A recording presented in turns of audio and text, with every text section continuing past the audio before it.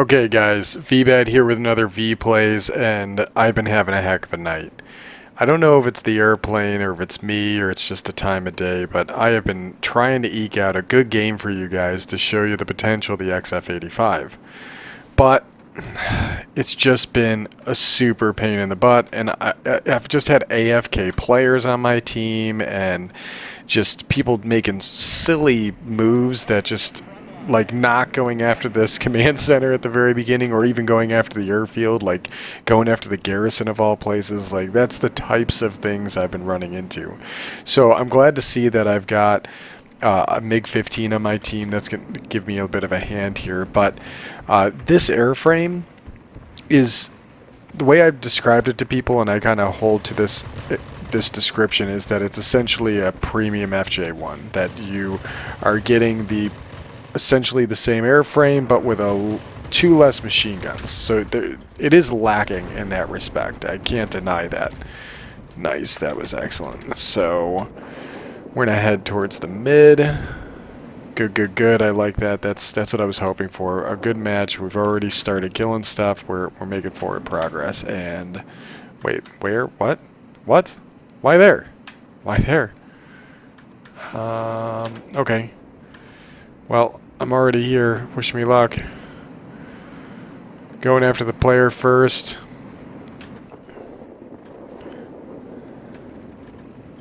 He's turning. He's low health. There we go.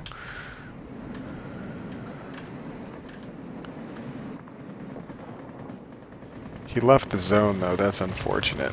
If he didn't leave the zone, we might have had a chance here. Struggling. Oh! Turn.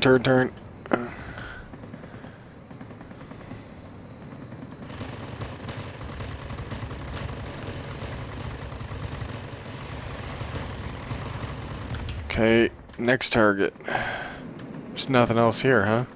Weird.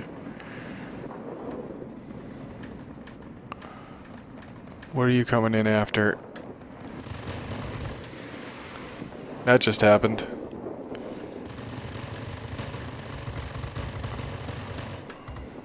Heavies really don't like these things.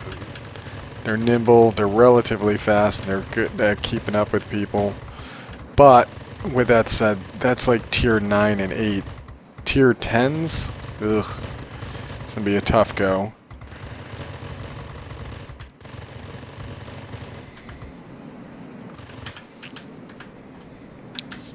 Udon Bull, he's a good player, but he's a dead player right now.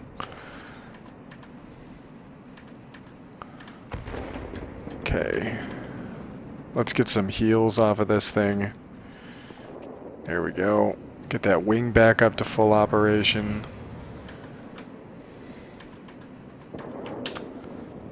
Got Arthur in a ground attack aircraft here. We are not good against tail gunners. Very weak airframe, very light, very small. The best I can hope to do is maybe light him on fire, which I believe I just did. Yeah, I think I did. And then find another target. What's another target? You look like a viable target. Or are you? Ooh, hey. J7W2. Definitely not something that I want to ignore. Fairly nimble. There we go. But you saw how long it took to actually get the kill on that airframe. It took quite a bit of effort. Also, it doesn't help that that's a multi-roll, which means it does have a little bit more heft to its hit point pool. Oof. I think it's going to be good just to stick here. There we go. Kill.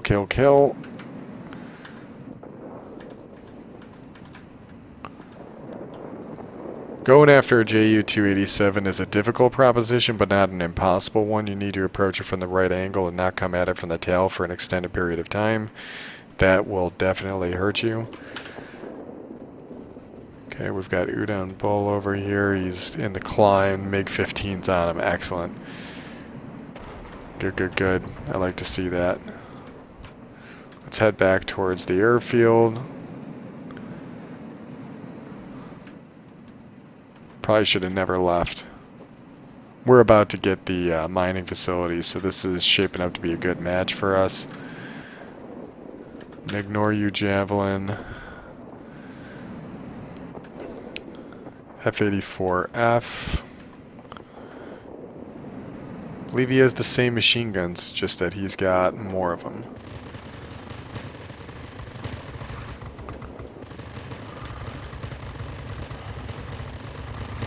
He's in a fairly nimble platform. A lot of people don't realize this, but the F-84F, if equipped properly, can get down to about a 10.3 second turn time, if I'm not mistaken. Definitely not something to underestimate.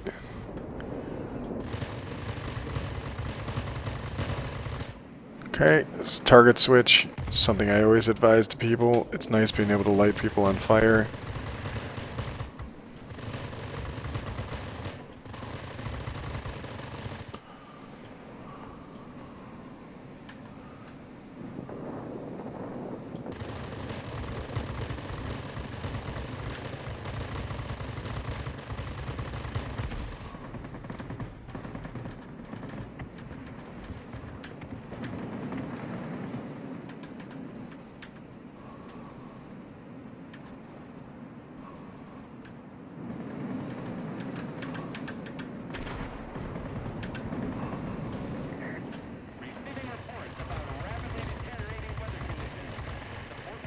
Nice, we got him.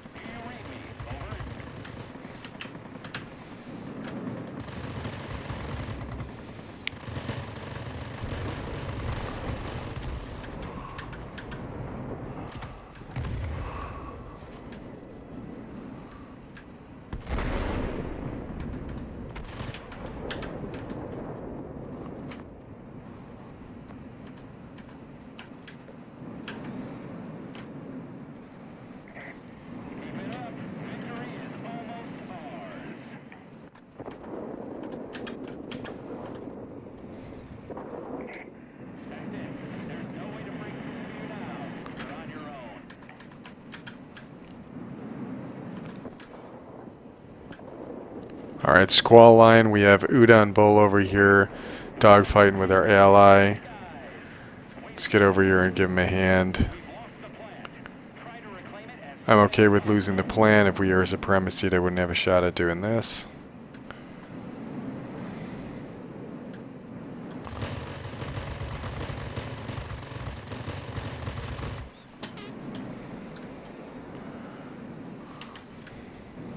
Perfect. Next target.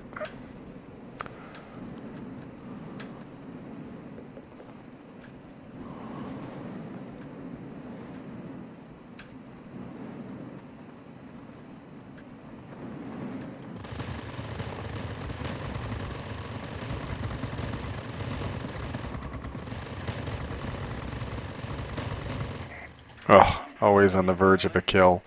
Ooh, not a bad match at all. That actually worked out really well for us. Good match all around. Let's go back to the hangar, see how we did. That's an 11,000 personal point. We've just been having bad luck all night, so this is nice to get a spot of good luck as we get towards the end of the recording night. I'm ready for bed. It's time to get out of here.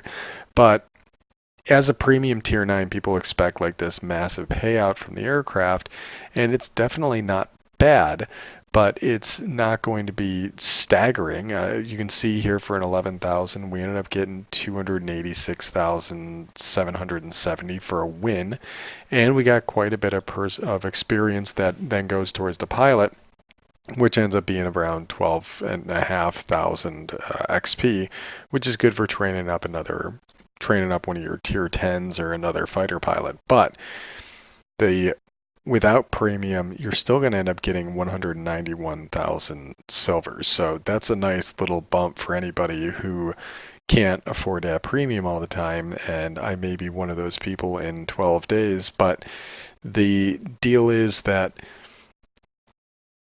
it really is personality dependent, because you're looking at an American machine gun fighter, and people who really like American machine gun fighters, one, they're not too many people, and Two, if you got this and you're not a fan of it, you're going to end up hating this aircraft, and hopefully not, but you most likely would resent me if I told you, yeah, this is a great aircraft, go out and get it. But it's your choice. This is, for me, this was an FJ1.